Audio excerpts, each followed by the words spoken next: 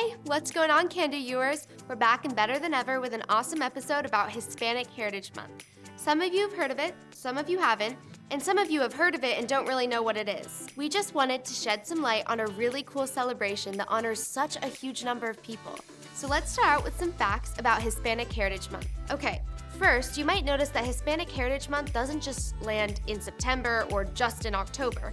It's actually from September 15th to October 15th every year.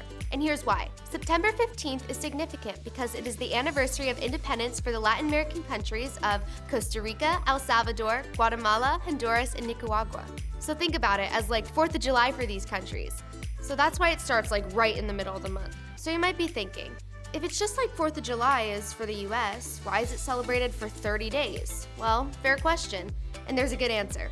So, in 1968, US President Lyndon B. Johnson started it as Hispanic Heritage Week, but then President Ronald Reagan expanded it after Representative Esteban Torres of California put forward a bill to expand Hispanic Heritage Week into Hispanic Heritage Month. Here's the cool part. This is what Torres said about the bill. We want the American people to learn of our heritage. We want the public to know that we share a legacy with the rest of the country, a legacy that includes artists, writers, Olympic champions, and leaders in business, government, cinema, and science. So we wanted to give you some cool ideas about how you can celebrate Hispanic Heritage Month.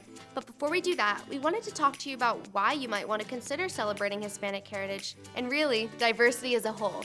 As famous rapper Nas said, the beauty of diversity creates the symphony of life. A diverse world leads to lots of cool perspectives, ideas, and experiences, and leads to a more creative and innovative world. If we're talking about your school and how it could benefit from celebrating diversity, imagine a place where everyone is just cool with everyone being themselves. A place where everyone can just be them and be known and be accepted. The way to feel valued and accepted is to value and accept others. No one's asking you to be them or believe what they believe, but I think most of the world would love to go to school where everyone's just cool with each other, regardless of background. So let's talk about ways that you can celebrate, no matter what nationality you are. First and foremost, one of the most fun ways to celebrate Hispanic Heritage Month at your school is by starting a club or a group. This way, you and your friends can get together, share your cultures, and celebrate the month together.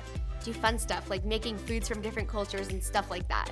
Another great way is to organize a cultural fair or cultural event. It can include stuff like food, music, dancing, and other cultural elements that showcase the rich diversity of Hispanic and Latino communities.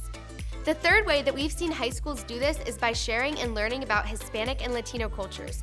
This can be done by inviting guest speakers to talk about their cultures or by visiting cultural centers and museums.